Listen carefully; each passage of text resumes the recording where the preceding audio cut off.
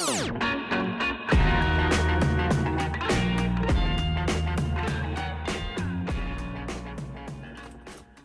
what's up, vinyl community? It's Tone, and I'm back really quickly to do a really quick video, hopefully. I got an idea for a video earlier today when I was sort of kind of preparing, going through my music collection to prepare for a thread video that was started by Randy Weaver, where Randy is showing, he's picking a song and he's showing the various artists that he owns on media that have done a version of that song. And I thought, what a great idea. So I started going through my library. And while I was doing that, I thought to myself, hey, you know what? I own a lot of records that I've never seen shown in the VC.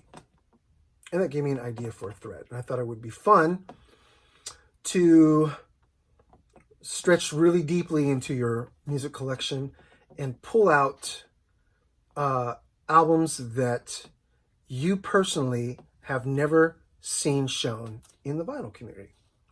Now, this is a disclaimer. That does not mean that they have never been shown. It just means that you yourself, me, speaking of me, I myself, have never seen anybody else show these records. Again, it doesn't mean that they haven't been shown. It just means that you haven't seen it. What better way to really dig deep and introduce the rest of us to music that we may not have seen before? And I mean, that's what this is all about, right? Really quickly, before I go on and kind of explain and start my my showings, me being a believer and an aficionado of what would be called high-end audio, and myself being a stereophile and a high-end audio enthusiast, I follow a lot of the greats. And so this is for you, John DeVore, over at DeVore Fidelity in New York. I'm expecting you to do a version of this. I know you can pull it off. You show a lot of great records, and I want you to join in. So I'm counting on you, John. What I'm going to do is I'm going to show 7 records that I myself have personally never seen shown in the vinyl community. I'm not going to be overtly descriptive. I'm just going to show them, show the covers, the year, the artist, super quick description, and move on. And it shouldn't be a super long video, just real quick, 5, 6, 7, 8 minute video. And that's about it. Why 7? Because 7 is the number of completion, and I thought it would be a great number. So let's get started. I don't show a lot of jazz in groupings because I follow a lot of really heavy jazz guys. I have a lot of jazz. I consider myself a pretty heavy jazz guy, but I would just be showing the same things that you've seen this person and this person show, and it can kind of get monotonous. So I'm really picky and choosy when it comes to jazz, but I am going to show a jazz record for my first one. And that record is 1960 on Pacific Jazz. Les McCann Plays the Truth. I've never seen anyone show Les McCann Plays the Truth. This is Les McCann's debut record on Pacific Jazz. It's his debut record, period. This is a stereo pressing. It's the first repress, or what would be considered the original pressing, or original issue second pressing. Came out in 1960, just like the original issue first pressing did. They pressed a ton of mono recordings, and they pressed a very small amount of stereo on red wax with a blue label. And the album became a smash, and those stereo recordings were eaten up really quick. So they went into repress, but they wanted to differentiate the cover just a little bit from the mono. And so they added the white strip. It was all black. And when they did the repress, this very same year, just a few months later, they did this one on a tan label instead of a blue label. And that's what this is. Really quick story behind this one. My connection to this record is I have a very good friend of mine. His name is Jordan Good. Jordan is an older gentleman. He's been a friend of mine for a long time. He's kind of like my jazz guru. I mean, this guy's jazz knowledge is out of this world. I don't know anyone who can compete with him. And I've learned a lot from Jordan in regards to jazz. My dad was a jazz head, and I learned a lot from my dad. But Jordan really is the jazz guru in my life. And we talk about jazz. We share jazz. We buy each other records and whatnot. And Jordan asked me one day when we were talking about music, he says, do you own Les McCann Plays the Truth? And I said, you know what, I don't. And so he begins to tell me a story about Les McCann Plays the Truth. He says back when he was in college, one of his closest friends named Les McCann, who he went to school with, was a music major, and he just got picked up by Pacific Jazz. And they had just finished the album. The album wasn't titled yet. And Les was talking this dilemma over with Jordan about he didn't know what to name the album. And Jordan exclaims to Les, why don't you call it The Truth? Because that's what it is. And so, long story short, the album ends up being called The Truth.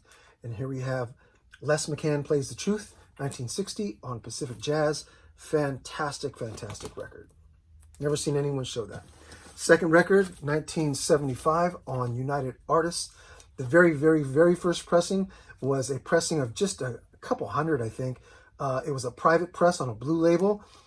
Same year, 1975, and United Artists got a hold of a copy, signed the group right away. The group is Hidden Strength. They're a funk soul lineup from the mid-70s. Absolutely fantastic record.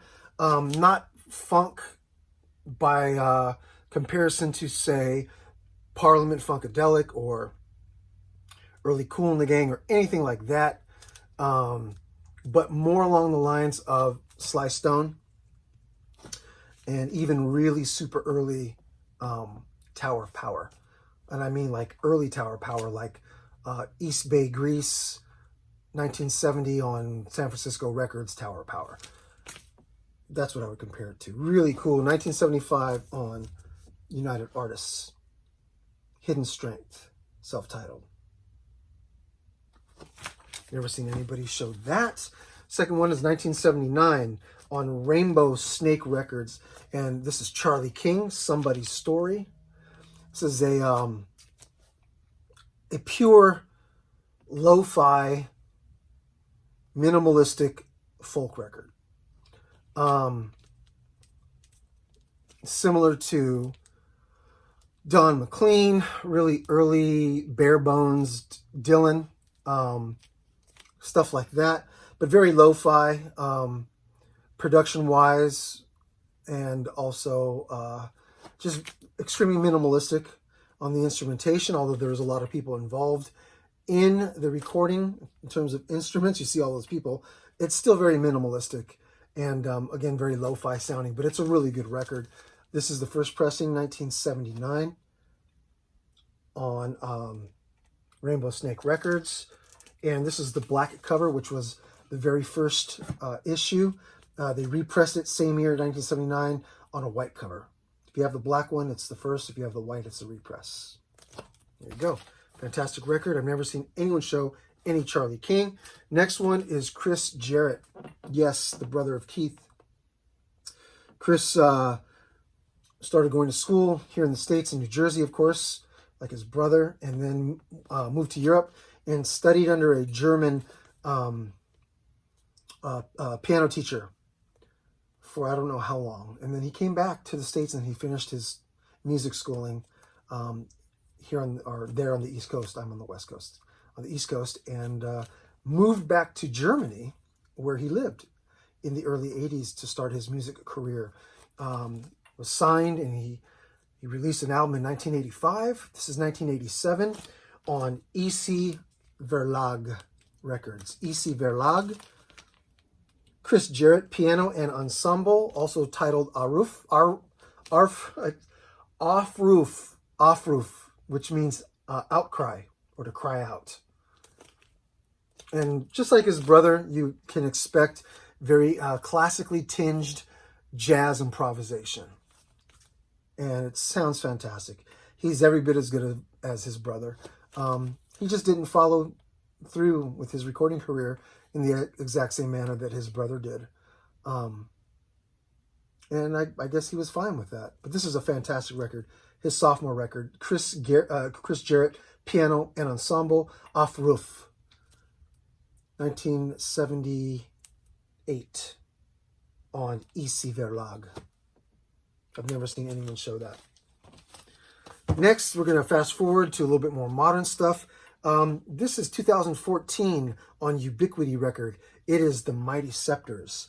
The album's titled All Hail the Mighty Scepters.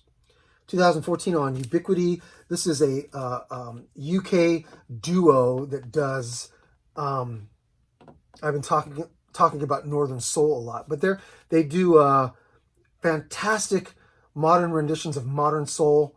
Their own music, of course. They're not doing covers. They even venture into some of the sounds on this record could even be described as slight rockabilly mixed with soul. That's a good record. Fantastic record, actually. Underrated. The Mighty Scepters. 2014 on Ubiquity Records. Next one is another 2014 release, Jane Weaver, The Jane Weaver, 2014, and this is called The Silver Globe, and the album sounds just like the cover looks, pretty much. This is a modern pop psych record. And when I say modern, I don't mean just in the dispensation or the timeline of music, where she's copying, late 60s, early 70s pop psych. That's not it at all. She's doing modern music that would be considered pop psych. And it's a really, really, really good album. The song Electric Mountain, and I will put links down below like I always do. Song Electric Mountain is absolutely unbelievable. There is, one or two songs on this album that I could totally do without. If they were off the album, I wouldn't miss them whatsoever. But other than that, it's a great album. Very highly recommended. Jane Weaver, The Silver Globe, 2014 on Ubiquity, modern pop psych. Last but not least, this is a band out of Seattle, and they're called Motopony. And the album is called Welcome You. And this is 2015 on Fast Plastic Records. Motopony is a modern psych rock band. And it's really good. I've never seen anyone show Motopony Welcome You. It's Pink Floyd. It's mid-catalog Pink Floyd, Dark Side of the Moon, right around, that area, give or take. Early mid-70s, mid-70s. Along with, I pull a little bit of Beatles out of this as well. And if you think I'm going to say Sgt. Pepper's or Magical Mystery Tour or the White Album, no, I'm thinking more Abbey Road.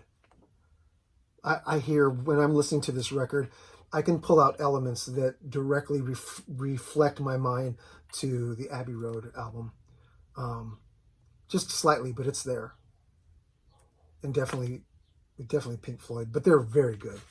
Motopony, Welcome You, 2015 on Fast Plastic Records. I've never seen anyone show or talk about Motopony. And that's it. Those are my 7.